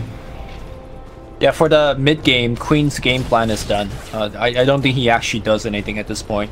And this goes back to what we kind of brought up in the draft. It's just like, it's not exactly a great Queen game where he could go off and find free kills. And he can't really go off and split push simply because there's so many ways to shut him down with Burrow Strike, the Doom. Dire's middle tower is under attack. Yeah, so there's nobody he runs into that he's really happy to see at the end of a blink, right? You blink in and you get Nightmared, or you get Fiend Script, or you get Burrow Struck, or you get Imprisoned, or you even just get linked. So very, very tough. Cuckoo just with the quick sorry chat wheel, feeling like maybe he's not living up to his own standard. And Execration just going to take this tier 2. They're still not that far ahead in terms of the net worth. The TB managing to carry himself along pretty nicely, but he's involved with this gank at the moment. Looks like he found an illusion rune. This could be a big opportunity. They see Carl TPing in down towards bottom. They do get a nice hook in on top of him, but Carl will be able to imprison himself. That's going to open up time for the TPs to come in. They will be able to push back Nando as soon as he arrives straight into the stun. Can they burst him down with Raven? They won't be able to. There's just way too many Terra blades. They kill off the 2 big cores and TNC. Maybe this is just their chance. There's no glyph. They've got the meta running forever. Oh man. Decisive play from TNC. Raven's going to keep on marching forward. 1437, maybe a little bit big for his britches. Is going to get some help from Cuckoo to run himself away. Yeah, he's okay. And now they're going to at least hit this tier 3 a little bit. If they get the tier 3, this is going to be a big win. OD has buyback, but obviously doesn't want to use it. But Grip used on the other side. They're just keeping them away from mid. There's going to be a Doom coming in. 1437, paralyzing cast. Kind of bouncing everywhere. Can they actually keep this Quap alive? It looks like they might be able to. There's no booty restoration left. Sam H running across. Raven doesn't want to get distracted. Oh, gets the meta. I don't know how. Is there a reliable way to do this? Get the ranged illusions with the... Oh no, it's just Manta, right? Never mind. I'm dumb. I've seen it happen as well with Conjure Image. So I really like the fact that they were able to set the kill on OD, but I don't like the fact that they went for the Bane afterwards. If the Terrorblade did not go for the Bane kill, they get that tier 3. And that means a world of difference of getting that top shrine on the left side of the map for the Roshan, because I feel like Roshan is what really will bring TNC back in that game. Instead, TNC got a little bit of kill hungry. I like what Queen was doing, because honestly, Queen contributes nothing to the team right now, but he was doing a very good job kind of running distraction in the mid lane, eating up that Doom. What isn't supposed to happen is a Terrorblade coming to the mid lane to help out the Queen. Yeah, I feel like it's TNC right now, if they don't get the Bane kill, but they get the tier 3, I'm pretty sure they'll say, alright, we'll take the tier 3. Yeah, if you offered them one or the other, I definitely think so. Because the nicest thing is that the Queen of Pain knew where the Sand King was, right? The only thing that's super scary for the Terrorblade is if the Doom and the Sand King are both like in fog and they can coordinate an Epi, blink in, Doom, just burst the Terrorblade, but no such luck. The tier 3 is extremely low. That was really a breath of fresh air for TNC. It was somewhat unfortunate that it ended up being on bottom lane. I guess the bottom lane was maybe the best place for them to do that. because they got the tier 2 as well. Yep. Do you think, I guess they would have maybe preferred to take the tier 1 and the tier 2 mid? That was probably within their... No, I guess Glyph would have gotten reset, so... I think the tier 3 is still more important simply because of the shrines. Yeah. The problem for TNC is that those kind of opportunities don't come around too frequently, because it's rare for Terrorblade to be right there activating meta to join the fight and the kill. And you just happen to have gotten the Razor kill without buyback. I don't think we're going to see TNC able to get a similar play like that for a while. Yeah, they were even fortunate with the way that the Razor TP'd in, right? Like, he TP'd in a position where he could get, like, positioned on by the clockwork. If he just TP'd sort of back here instead, right, then he would have arrived in the fight at a slightly better spot and may have survived long enough for his team to help out a little bit.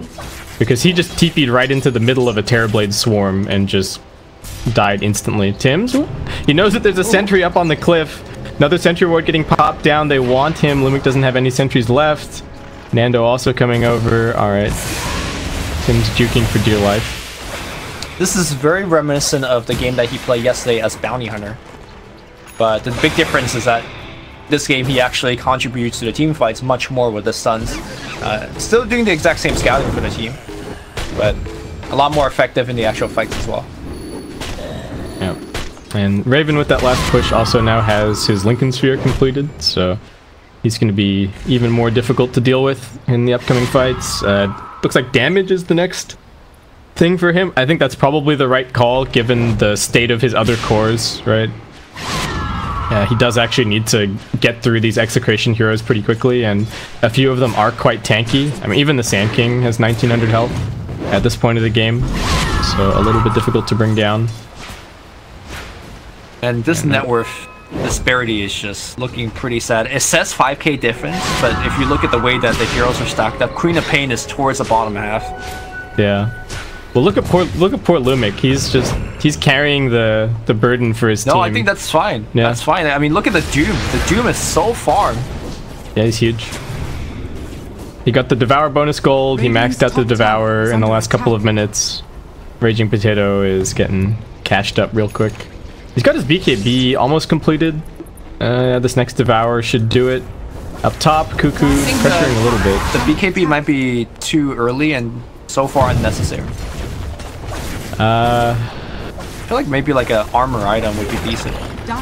I think it's still okay, just so that you're not at the mercy of the spiked carapace, right? Okay. Like there is a world where you don't get your Doom off because of the spiked carapace, and that like somehow loses you a fight. So I don't mind it. Oh, Cuckoo chasing forward. TNC looking for some kind of counterplay after this push. They've also once again managed to find out the OD. There's one Force Staff. He's also got a Hurricane Pike to get himself out of harm's way. He's ticking down a little bit to the Spirit Vessel. Will be difficult for him to re-engage. Samich, is he going to get gripped? The Creep's keeping vision. TNC, now it's time for them with their Force Staff plays. Doom able to pop the BKB, avoiding the Carapace, moving forward. Still has his ultimate available. They are going to leave 1437 behind, perhaps. No, Raven trying to stand in between them and the Shrine, but Nando gets through. Sandy's Eclipse gets dropped down. Tim's is very, very low, but Cuckoo with the Sonic Wave finishes off too. Now they pop the Doom. It's onto the Terrorblade. He won't be able to get off the Sunder. It's all down to Cuckoo at this point. He can't really do enough. A few more auto attacks from Raven is all that he has left in reserve. Ends up being a 2 for 3 overall. Yacht's chasing forward with the dust, just barely off the mark on finding Tim's. Still, I have to give some props for TNC on the turnaround there. Like, having the Terrorblade hide kind of just around the corner in fog, and then popping out was very well played. Oh, Quap in some trouble. Doesn't have the blink. Oh. There's actually an ensnare from the Doom. Yep. Nicely played.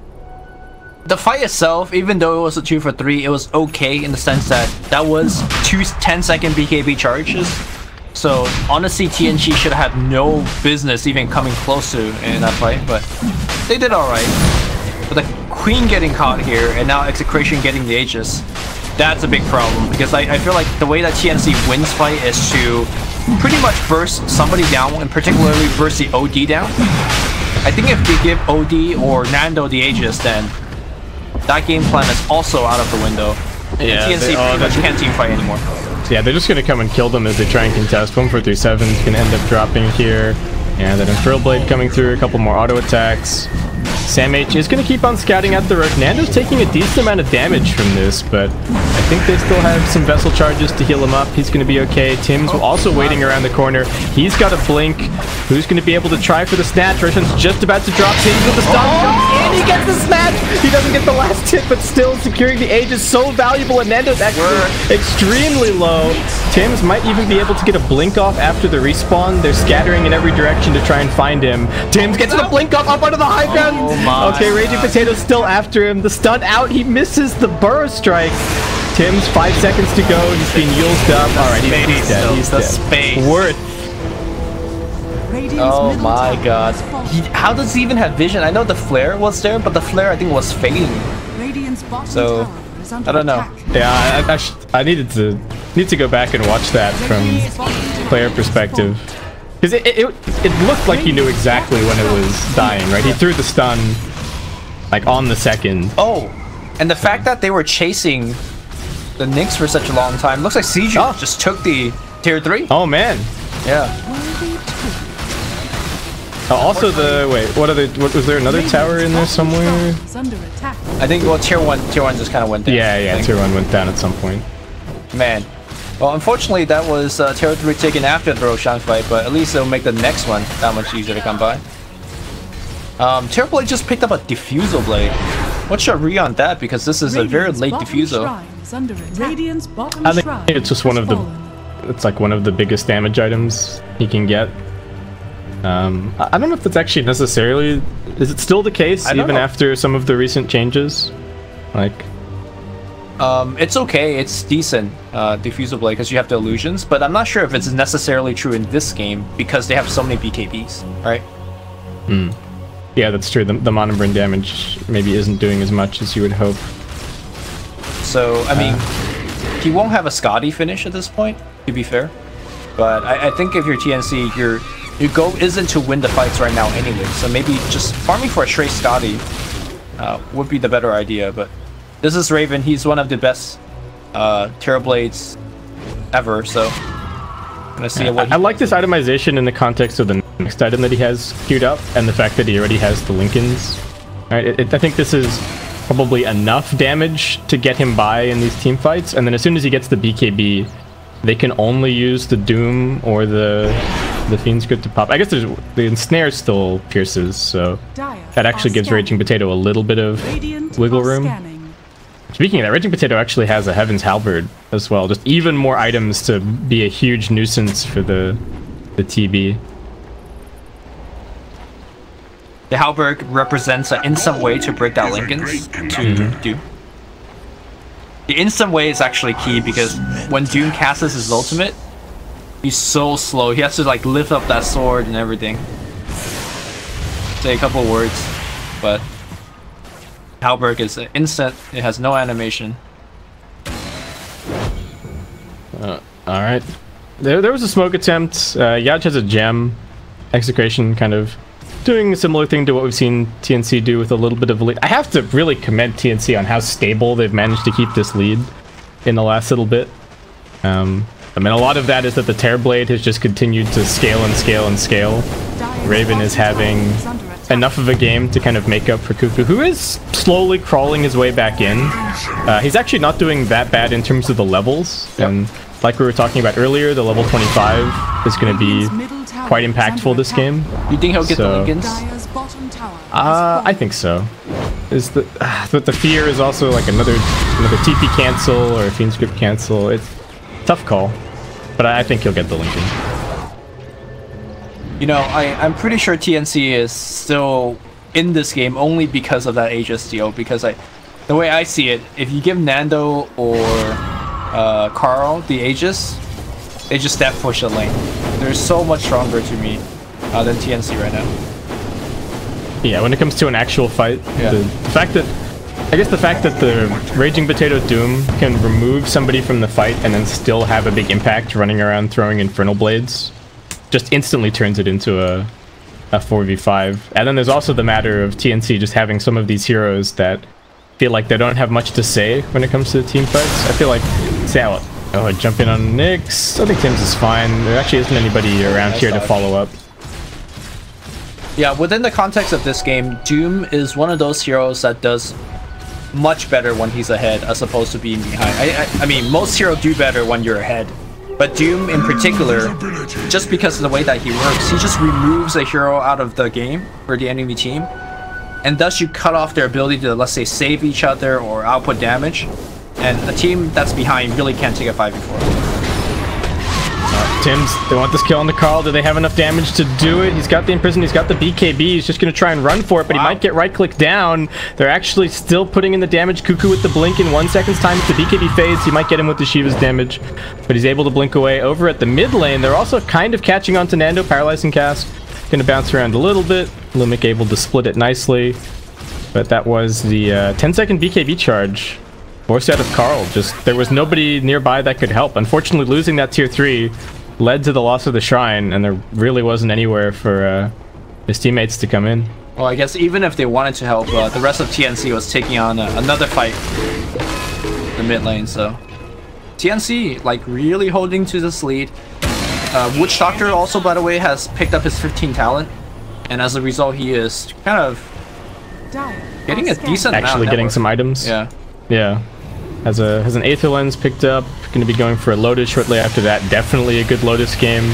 For the same reasons that it's a good Linken's game for the other heroes. TNC coming around the corner here. They're going to look in. They jump in. They actually managed to catch a Raging Potato a little bit further back. Samage splitting up the fight. They're catching up to Nando. He gets the BKB off, but still getting right click down. Tim's will be the first to fall. Samage, he got hit by the Fiend's Grip. Nando barely surviving. Will those last few ticks finish him? It looks like he actually managed to limp back towards the base. Cuckoo looking to continue fighting. Raven standing his ground, but he does actually get disarmed up, and Carl back out of the imprisonment. We'll just be able to right click him down. It's a triple kill for the OD.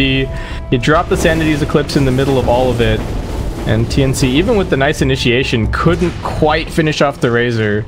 Just too tanky with the Shivas. Yep. The TB did all of the damage in that fight. I don't even know what happened to the Quap, but looks like he just kind of got controlled and didn't do anything. At least judging from the fight recap. Sonic wave that fight? No, he used it bottom, right? Yeah, he used it bottom. Yeah. Oh, alright, buyback. Heading on to the tier 3. Execration. Making some moves. Terrorblade does have a buyback available, but no metamorphosis, so it doesn't really matter all that much. BKB's ready to go on Carl. Quickly jumping in aggressively. Does have the Yules to help himself out. Will actually be able to reset. Now Tim's coming in looking for a stun. Will just barely catch onto the OD. Looks like the tier 3 might be all that Execration are able to claim here, as they will back up and ping the shrines. I think the reason why TNC went for that very aggressive smoke play is that they were able to force out the BKB from OT, so they wanted to take a fight and initiate on him. But they saw Razor in the front line, and they just could not resist the Razor, which looked like he was a little bit out of position. But what ended up happening is that, you know, they went on the target that has a BKB charge. He used it, and he doesn't die. And then, of course, Cuckoo doesn't have the Sonic Wave because he used it to force out the BKB of OD in the first place. The TNC actually just took a smoke fight into them, lacking a ton of damage as a result.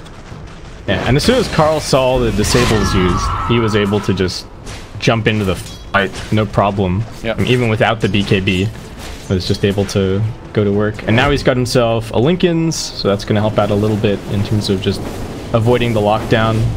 Didn't opt for the 20 strength, does just get the 2 Sanity's Eclipse multiplier. So the hammer's going to hit a little bit harder. This could have been a decent game for the strength. I don't know if his team is necessarily lacking for damage, but unseen energy. Radiant's top tower is I think you could read it 2 different ways. It's like his team is also doing so much damage that he pretty much doesn't really need to do it all, so he doesn't need to stay alive for that long. Just need to throw down the hammer before he dies.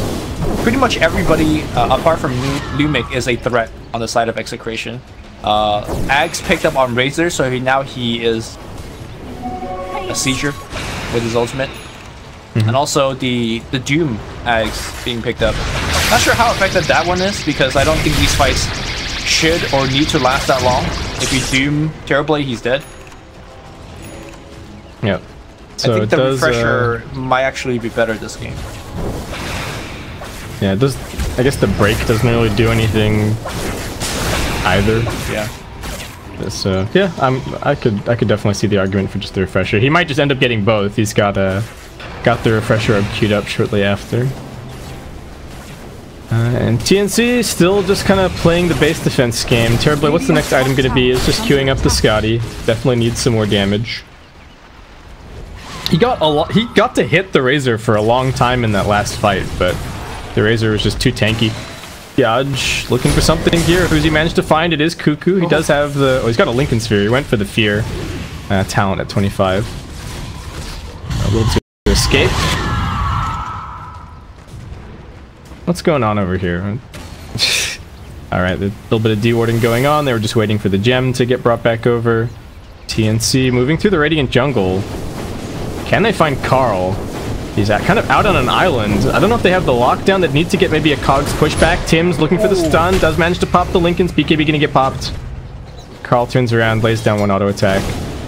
And he's gonna be getting okay. The Execration to use their BKB charges and losing nothing for it is kind of their goal. The way I see TNC winning this game is to take a fight where Execration's BKB charges are down or limited. Because that's where Queen of Pain becomes useful again. Witch Doctor's cast is a big threat. And of course, a lot of Terrorblade, even his damage output is dependent on that Diffusal Blade, so... Just, if you could bring those BKB charges down to 5, they have a better shot. So that's a lot easier said than done, because every time Execration are popping their BKB, it's likely that they're getting something done with it. Yeah, and I still don't know if... TNC probably can't take a 5-on-5 around the Roshan pit right now, right? So, unless we see another big steal from TNC, might be... Oh, stun attempt on a Raging Potato, but he actually blinks down onto the low ground. He's inside of the pit, but this could be an awkward fight. Cuckoo needing to be careful. Raging Potato gonna get the Lotus Orb. A little bit of help out from Yaj. They do not get that catch. Mid lane's being pushed all the way in, so somebody's gonna have to go and deal with that. And TNC still just fishing for a position. Execration haven't been able to go and take these shrines just yet. I feel like they are giving TNC a lot of respect in terms of the pickoff potential and their ability to just shove lanes and threaten buildings. They really seem to be completely unwilling to let them even get a single lane like pushed far onto their side of the map, but that also means that they're not really pushing lanes that far over onto the Dire side.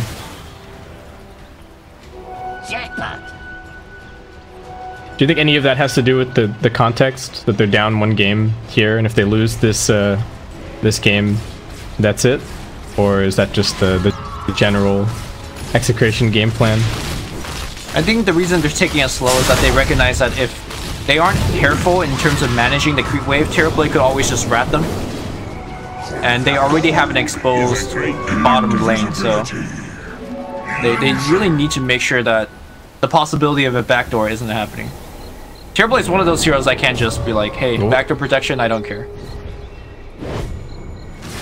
Yeah, that earlier tier 3, or the damage that they got on the tier 3 earlier, is still kind of keeping TNC in this somewhat.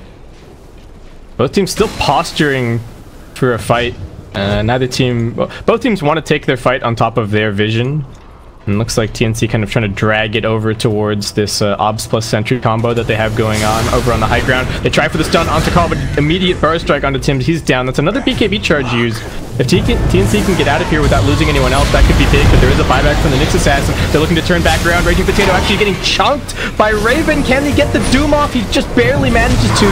Onto the Queen of Pain. Carl still stealing in. He drops the Sandy's Eclipse. The Fiend's Grip is keeping Raven controlled. If he can just get out of this, he'll be able to use the BKB and perhaps get the Sunder out. Can he find a target? The Lincoln's is being popped. He turns back around, but the Lotus Orb from Yash is going to prevent the Sunder from doing anything. Raven's still fighting. Carl comes back in. He's able to auto attack a little bit longer. Raven just trying to find his way out. More buybacks from TNC. Cuckoo looking to rejoin this fight. 1-4-3-7, no TP. He's stuck in the trees. Raven waiting for his TP to cool down. Looks like he has managed to find a little hidey hole, and he will be able to escape, but that is 5 for 1? Yeah. Or is that 4 for 1? Nyx Assassin died back there. Queen of Two Pain buybacks. Buyback. Yeah, 2 buybacks. I think that might have been the last straw, man, because that's a lot of buyback that TNC don't really have the gold for.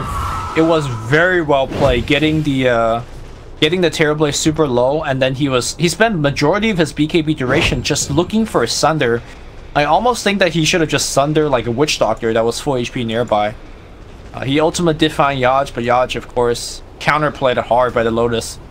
We've been seeing a lot of really sick Lotus kind of redirecting the Sunders. We saw one yesterday and pretty much won the fight for the team that did it, and I would say it's very similar here as well. Yeah, I can definitely see a situation in which, like, even if the TB manages to get over and get the Sunder onto the OD, then the OD isn't able to re-engage and keep on fighting, and all of a sudden you've got a full HP Terrorblade to deal with nothing nothing coming in from the Doom. I mean, the Doom did buy back, but it was always going to take Raging Potato a little while to kind of get back over there. So we now have the Aegis and the Cheese in the hands of Execration. Aegis going to be going over to Carl. We've got the Cheese on the Razor. Execration not leaving anything to chance as they're now up to a 19k net worth lead, a 30k experience lead, and TNC just continuing to try and take fights over on this Radiant side of the map. Carl is invis, so they have any detection. They are going to be able to try and pop this. Try and pop the Queen of Pain, gets forced up a little bit further away. Sam H going to try and open up the space. He's got 3 inside of the cog, so they actually have any damage to follow it up. Sam H with the Blade Mail doing the best that he can. Nyx Assassin going to get gripped. Cuckoo jumps in. The Fear will end up canceling the Fiend's grip as Raging Potato can't quite find a target for the Doom, and he gets mowed down. Now Raven is marching forward, looking for more. Lumic going to try for the TP out. There is no Yule. Sam H going to get the cogs pushback. Yes, he can. Lumic just barely finished off, and that was the Doom that bought back in the previous fight. That's 2 heroes dead without buyback. Bot Rex is open. I think they can actually do this. I mean, okay, all of the heroes on the Radiant side still have their ultimates left, but they don't have the BKB. So if TNC could find a good initiation stunning, the OD in particular, they have a good shot of winning this game. Yeah, or and the Aegis is down. There is a glyph, so that's going to be forced out now, but they don't really have much initiation. They actually find the Sand King, canceling the Epicenter. Nicely done by Kuka. They get the Hex up onto the Nyx Assassin. 2-man burst back through. Sam H also taking big damage, but Nando getting forced back by the Scotty. He does pop the BKB. Raven stands his ground using the Manta, wants this lane of frags, going to try and clean up more. They've actually isolated the OD on the other side. The Cog pushback is perfect. Carl can't get anything off. He buys back now into the game. He does have the Sanity's Eclipse ready to go, but can they actually catch anyone? The Burst Strike still on cooldown for 3 seconds, 2 seconds, 1 second. Carl running in. They're actually going to turn around and fight. Raven doesn't have the ulti. Sam H traps him inside of the Cog. The Sanity's Eclipse kills off the Clockwork. 1437 now trying to make his escape. They do manage to get the Hex up onto the Terrorblade. He's got his BKB once he drops back down. We'll be able to pop that and just try for the TP out, and he's fine. TNC get the lane of Rax, they get the OD buyback, and they get out. Yeah, and let's see if there's enough time for Execration just to run down the other side to at least get a counter lane of Rax. They're pinging it out, or Lumic at least is. But I'm not sure whether they can. Like, for example, OD as a hero just doesn't push the waves that quickly. Yeah, and I would imagine that Cuckoo is going to be poised to maybe cut the next mid-wave. We'll see. He's actually heading over towards the top side right now. A little bit low on mana. Yeah, I'm not sure whether he can. Well, there's no meta for like 30 more seconds, so this mid lane of Rax is not looking good. Do they have Glyph available? They do have a Glyph, yeah. Yeah, Glyph is up. But still, they're already on their front door. Tanking heads up. BKB bot up for the Queen of Pain. I mean, can fear them back towards their base, but I don't think that's going to be enough to save this lane. The Eye of the Storm is being popped. Nando wants to probably try and commit for more as they head over towards the top side. Sam H still on the ground for 30 seconds. Glyph hasn't been used just yet. Tim's might be looking for his initiation soon. TB building up some illusions, does have the Metamorphosis back up. They're going to throw Lincolns onto him. And Raven moves onto the front lines, just forcing Execration back. Dire's top shrine. And they're instead just going to go and take the shrine. The event in the last like maybe 5 to 6 minutes has been very good for TNC. They pretty much initiated a Rax trade. They did have to waste a lot of their buyback, but so did Execration. They're essentially trading resource, but when you're behind, trading 1-for-1 like this is, I think, not too bad. You're just kind of evilizing the game a little bit. Oh man, there's an illusion rune down here. That's pretty scary. So they're gonna bring their TB over to that. Give a bottle. Pop should give his bottle to Terrorblade. Yeah. Never mind, he has the butterfly finish. Because At the time I saw that, there was only a quarter staff. But, okay, yeah. So not really that worth, but all right. Butterfly up. Quite a bit more damage now on Raven. Another smoke from TNC. They just keep dictating where these fights keep happening. Yes. Execration huddled up. That's especially important against a Doom team, right? Because if you're starting the fight, and again, we've been saying this many times, if Terrorblade could pop his everything, then it doesn't matter if he's doomed or not, or it matters a lot. Oh, this is so sneaky from TNC. This is they know. Sorry, this is a patented 1437 gank. Like, he always does this. He always just like smoke into the base because that's the last place you'll expect. Yeah, and somebody could have very well TP'd in there. Execration being disciplined in terms of defending as a group, going from lane to lane, not really exposing anybody. Carl only feeling confident to move forward, knowing that his team is in tow behind him. But the tier 2 gets brought down. Double siege wagons pushing in all over the place. So Execration have some base defense to do. And TNC, what do they got? They got a 10-second BKB now on the Queen of Pain, so I feel like Cuckoo's actually going to be able to kind of stand and fight quite effectively. It's down to 6 seconds on the Terrorblade, which is certainly cause for concern, but... Yeah. The Terrorblade one in particular is very important because within the duration of his BKB, he doesn't have to worry about the Sanity's Eclipse, all the burrow strikes that are coming his way. And after that's over, then he begins to be very easily controlled. They should really take that strat with illusion. Yep, they're working on it. Illusion number 1, illusion number 2. Alright, Raven decides, okay, they're not coming to defend this, I'll just finish it up. So, alright. Shrine down, more gold. The Witch Doctor has not completed his Lotus just yet. Has been doing the majority of the warding for the team, it looks like. What's the gem situation? We do have a Bar Strike coming in. They're looking to turn this around onto Yaj. What's he got? He will be able to heal himself up. Nando now coming forward, but Cuckoo with the fear, sending them packing. Is he going to get doomed? They actually managed to pop his Lincoln. He gets the BKB off the cogs from Sandmage. Might be the saving grace here. It's Raven able to start slicing through Nando. The secondary Doom coming in onto Raven, but he's just not taking any damage just yet. Carl now running forward. Can he actually do the job? They get the Hex up. There's no way to undoom their Terrorblade, so he's going to get Sanity's Eclipse down. Tim's able to find a little hidey hole and maybe get the blink out. No, they spotted him, and he will be finished off. TNC somehow managed to evac the Queen of Pain in the midst of all of that. But, that is the refresher Doom coming into effect. Quap got doomed, and then a redoom, and now if Quap gets caught here, and Snare is gonna be there.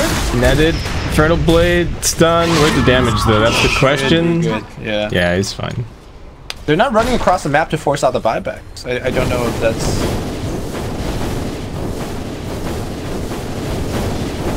Yeah, that's a bit weird. They did use 2 refresher orbs in that fight.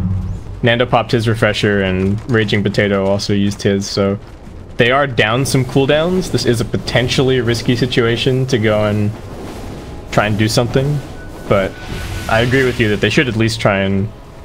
I guess maybe they know that they just can't threaten anything, right? Or they know that they have to deal with Cuckoo beforehand because this Queen of Pain is just kind of cutting waves everywhere and actually quite difficult to kill without getting doomed. You know the scenario I brought up about 20 minutes ago where the way that TNC will win this game is forcing their BKB charges down to very low, and that's... It, again, suddenly makes a lot of these heroes super effective, especially now Quap with his 25, like getting the fear. Like Razor, for example, Doom, all of these are very high-speed moving heroes. If Cuckoo could get off a fear at the right moment, then they could just spend a majority of that team fight just running away from where the actual fight is. Yeah, it's 1.5 seconds of running away, and then 1.5 seconds of running to get back to where you were, right? So right. It's very annoying, and he's been using it so well. I feel like TNC with the cogs and now the fear have just been isolating heroes for the Terrorblade extremely well. Like the only reason that Nando survived in that last fight is that he refreshed and piked himself over the top of the cliff and was able to get away from the Terrorblade that way. So TNC, the fear is they want to take this one. Yeah, I don't know. This is like the same move that they've been making every time, but this time around they're not going to find Carl by himself. He does have his team behind him. We got some hexes picked up for Execration, one on the Sand King and one on the OD. We also saw the OD struggle a little bit against the Butterfly in the last fight, so he is going to be working his way towards an MKB. I was wondering if we might just see yet another refresher on him to double up his BKB and get another shot with the Sanity's Eclipse, but instead just opting to try and get some right clicks in. Razor's refresher is back up cooldown, so Tim's gonna scout this smoke. Does have the blink to get out. They get the burst strike coming in onto the Witch Doctor. He's the only target so far. Double Force Staff actually gonna get them a little bit further away. Yaj, what else can he find? Raging Potato trying to run forward, but his blink being cancelled. Cuckoo jumping in pretty aggressively, gonna send 4 of them packing backwards with the fear. Oh man. The funny thing about oh, Nando got bashed. Oh, poor guy. The funny thing about the fear. Oh, hold that thought. We might see a big fight here. Nando's ultimate now ends. He does have a refresh orb, but doesn't want to pop in willy-nilly here. Yeah, alright, BKB jump in. Hex, can they actually get anything? Carl may have jumped the gun. Yeah.